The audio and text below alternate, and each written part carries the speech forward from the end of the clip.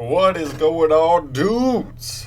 Lady dudes, welcome back to Just Nuts, guys. Today we're doing another Let's Talk About video. In recent news, we found out that we're going to be getting Gladiator Beast support. Well, it's not 100% confirmed, but we pretty much got a poster that has new designs for what pretty much look to be Gladiator Beast. There's literally artwork on those monsters that they show on that poster that are literally from the equipped spells that are in the Gladiator Beast archetype. So we could pretty much assume we're getting Gladiator Beast support. So I want to go back and I want to talk about Gladiator Beast. I know this is a fan favorite archetype, so I think it's a really fun one to talk about because it is pretty old at this point. We have gotten a couple support cards over the years, but nothing too substantial to actually make them relevant after their, time in the limelight. But we're going to be going through the archetype, the most support cards in the deck, and then we're going to be talking about what I think the deck is good at, what it lacks, what I think it needs in this new support to possibly make it an interesting deck, at least playable. Tier 3 can give certain decks fits even at the top tiers, at least competitive, maybe a regional topping deck, hopefully. But yeah, let's get started with the monsters. So we're gonna start with the main deck monsters. Most of them have 2 effects. Usually they're the same. I won't spend too much time on any of them individually, but I just want to say that the 2 effects are, the first one is when they are special summoned by the effect of another Gladiator Beast monster, they gain an additional effect, and then they also have the same effect where at the end of the battle phase, if it attacked or was attacked and lived till the end of the battle phase, you can shuffle it back into your deck to special summon another one straight from the deck. Obviously being one of the huge weaknesses of the deck, where almost every deck plays Ash Blossom nowadays, just having an inherent ability built into every single one of your monsters that shuffles themselves into the deck as cost and then can be Ash Blossom so that you don't even get anything back for it. You're just taking a -1 right there, which is kind of rough. But still, barring Ash Blossom is a pretty powerful effect. But let's get into it. So we'll start with Liquori. When he is special summon, he goes from 1800 attack to 2100 attack, and he has that same second effect. He is kind of important for one of the fusion monsters. We'll get to that later, though. But yeah, we'll start with Liquori. Next, we have Myrmilia. When he is special summoned by the effect of a Gladiator Beast, he can target one monster on the field and destroy it, and not the same shuffle effect. He's interesting because he is really small, but at the time, popping monsters via your actual deck's engine was kind of rare, so he was still kind of decent, but he doesn't really live too many battles unless he has outside help via Wabaku or other trap cards or quick play spells that can kind of help him survive the battles. But yep, Myrmilia, pretty good popping monsters. Bestiary, kind of the opposite. He targets and destroys one spell or trap card on the field when he's summoned, and then the same shuffle effect. Then we have Gladiator Beast Darius. Actually, I think Bestiary is important too for one of the extra monsters as well. We'll get there. Gladiator Beast Darius. When he is special summoned, you can target a Gladiator Beast in your graveyard and special summon it.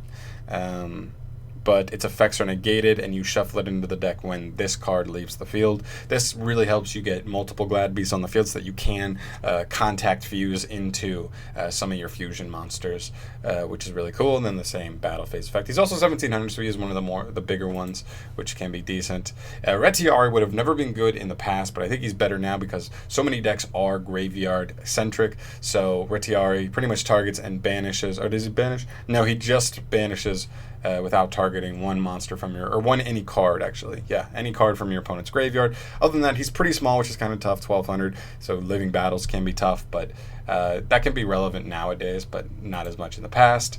A Quest, another lesser used one. When he's summoned, you can target one Glad Beast card in your graveyard and add it back to your hand. Not bad, but the deck definitely lacks speed, so obviously this could take a little more time to set up, but still not bad. And then the same battle phase effect. Then we have Secutor. This one is different from the other ones in the fact that he doesn't have those same effects, but if he was special summoned by a Gladiator Beast effect, then at the end of a battle phase in which he attacked or was attacked, you can special summon 2 Gladiator Beast monsters from your deck. So without even trading him in, you just get 2 more for free, and it's any 2, no levels. None of them actually have level restrictions, which are pretty spicy because there are some higher level ones that you can't just bring straight out. And then another honorable mention, I will throw Andal in here because at one point, or I know there were builds that used like Rescue Rabbit to bring out 2 copies of Andal, and then you could link into the Link monster and kind of do plays like that. I don't think that's the best way to go about it. Rescue Rabbit is very weak to a multitude of hand traps, so I don't really think that's the best way to go. It can be extremely punishing if it does get stopped, but I would just want to throw an honorable mention in there. Next, we have Gladiator Beast Noxious. This is a really important, this is not important, but it's one of the newer cards. It's actually not even that old at this point, but I don't think it really helped the deck with speed and some of the problems it had. It really is more of a stall card, if anything, because what it says is when your opponent declares a direct attack, you can special summon this card from your hand, and if you do, change the attack to this card and proceed to damage calculation. This card cannot be destroyed by that battle, and then if this card is special summoned by the effect of a Gladiator Beast monster, you can send 1 Gladiator Beast monster from your deck to the graveyard, so Foolishes, and then at the end of the battle phase, if it battled, shuffle it into the deck to special another Gladiator Beast out. So it works a little different, not all the same effects, but it does have those 2 same effects, but also it works kind of as a hand trap to protect yourself, but it's only when you're getting attacked directly, and you shouldn't really plan. I don't feel like you should plan in your deck for you to be in a bad position like that. But it's not a bad card overall. I think this deck should be more worried about speed than it should be stalling, especially considering he has like no protection from any effects that out him. So it's all battle phase for this deck, which again is one of the biggest weaknesses for it. Then the last one I'll mention for the main deck is Gladiator Beast Augustus. He's a 2600 beat stick that you can pull out off of any of the other ones. When he is special summoned, you can special summon a Gladiator Beast from your hand in defense mode, but you have to shuffle it into the deck during the end phase, so you might try and link it off, do something, tag out into a fusion monster from there. It depends, but that can't come up for sure. And then obviously the same special summon effect as the other ones. So we'll move into some of the spells and traps that are very important to know that we have looking into the new support, one of which is Gladiator Beast Proving Ground. This lets you essentially Rhoda, add any level 4 or lower beat Gladiator Beast monster from deck to hand. This is one of the most quintessential cards that will probably just be a 3 of in the deck. I'm really hoping we get some low-level monsters that will make this card better, because where it stands, none of the Gladiator Beasts really do anything by themselves turn 1. Turn 1, because you can't go into the battle phase to tag out or anything. They don't really do anything. So I would love to see some new monsters where this card can actually make good on. Same thing with Fire Formation Tenki. There's actually not even that many Beast Warriors. I mean, I guess you have like Laquari and Andal. I don't even know if there's another Beast Warrior outside of those, but that's pretty much it. I just want to throw this in there because I think it could come up depending on what the new support looks like. Next up is Gladiator Beast War Chariot. This is a counter trap that negates any effect monster's effect activation as long as you control a Gladiator Beast monster. I think this is pretty cool because I think this is a decent option going first, being able to set up negates against stuff, but also in the fact that it is a Gladiator Beast card, so should it become searchable in any way, I think it would definitely be a really awesome piece for this deck, because monster negation is so strong these days, and it does negate and destroy, which is also important. I just think it's pretty strong, and if it becomes searchable reliably, this could definitely be an integral piece in making Gladiator Beast a semi-decent deck. Then we'll move to the X-Rank monsters. We start with Gladiator Beast Dragaces. This is a newer card that came out, I believe, in 2018. It takes 2 Gladiator Beast monsters, 2000 attack, which is decent for a Link 2. Those perfect quintessential arrows that we need, pointing both down. If a Gladiator Beast monster you control attacks, it cannot be destroyed by that battle, so you're getting built-in protection from your Link monster, which is pretty nice. Also, your opponent can activate cards or effects until the end of the damage step. Also very nice. And then at the end of the battle phase, if this card battled, you can return this card to the extra deck to special summon 2 Gladiator Beast monsters with different names from your main deck. Also being a very nice effect there.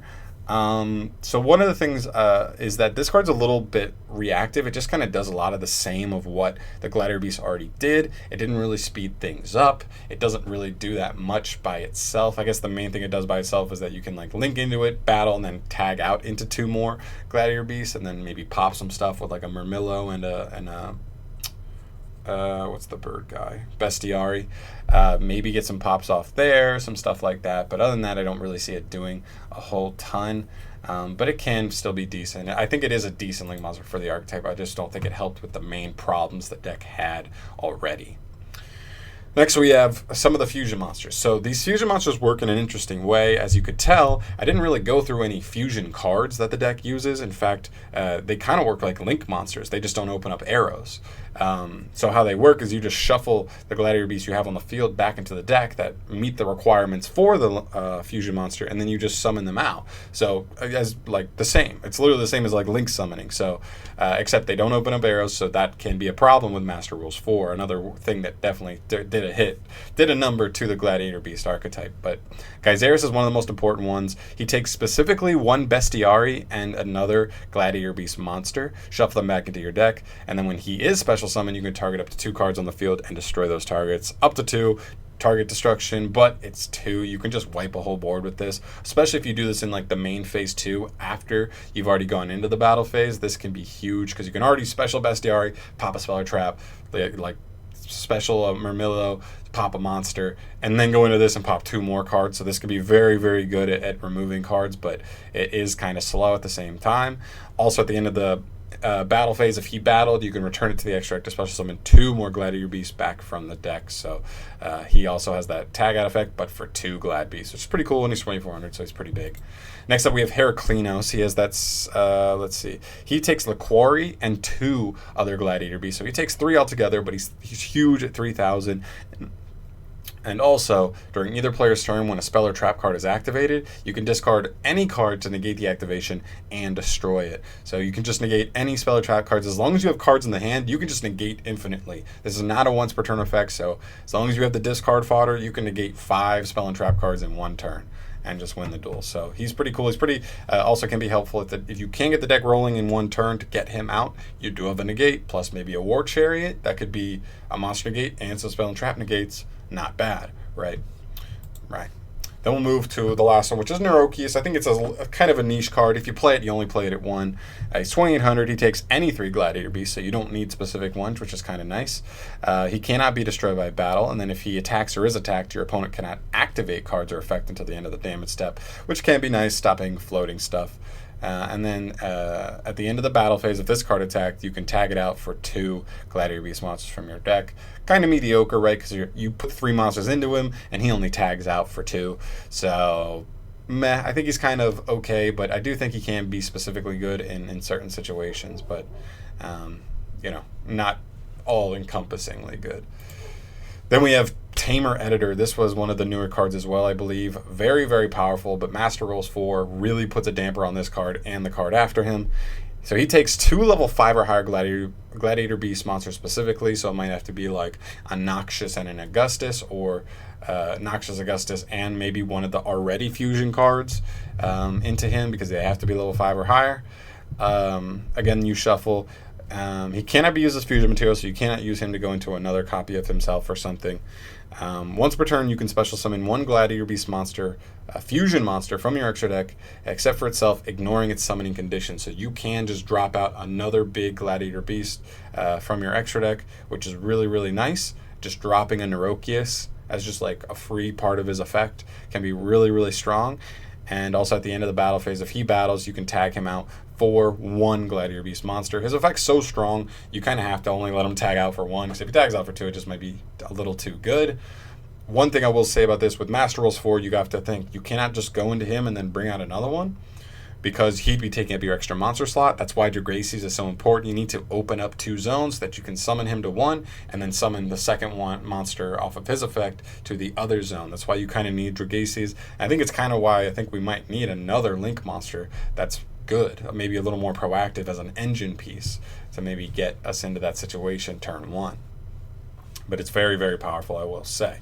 And the last one we have here is Gladiator Beast and Abada, kind of similar, working to Tamer Editor, but he takes 1 Gladiator Beast Augustus plus 2 more Gladiator Beast monsters. So he does take 3, which is kind of tough, but still, if he is summoned via his Contact Fusion, you can special summon 1 level 7 or lower Gladiator Beast fusion monster straight from the extra deck, ignoring its summoning conditions, which is pretty good. Same thing though with Tamer Editor. You need to kind of open up 2 zones that you can put him in one and whatever you summon in the other one.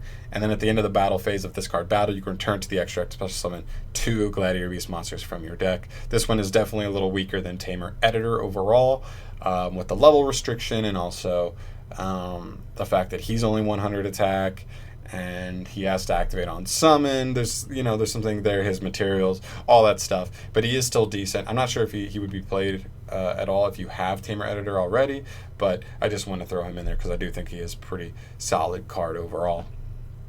So that's pretty much all the Gladiator Beast cards that we have now today that would possibly be relevant with the new support. So the pros.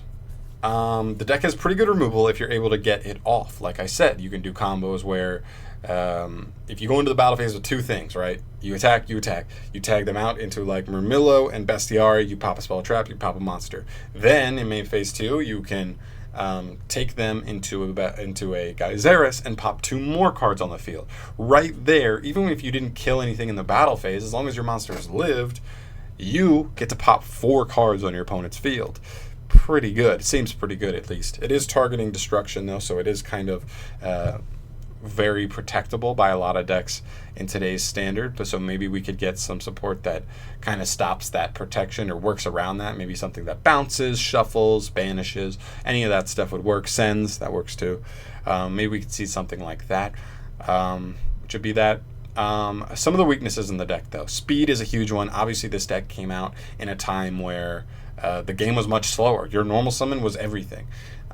For every deck. It's not just a bad deck. You need to rely on the normal summon like kind of today it gets viewed, but every kind of deck needed to normal summon every turn, and that's mainly how they got their resources steamrolling.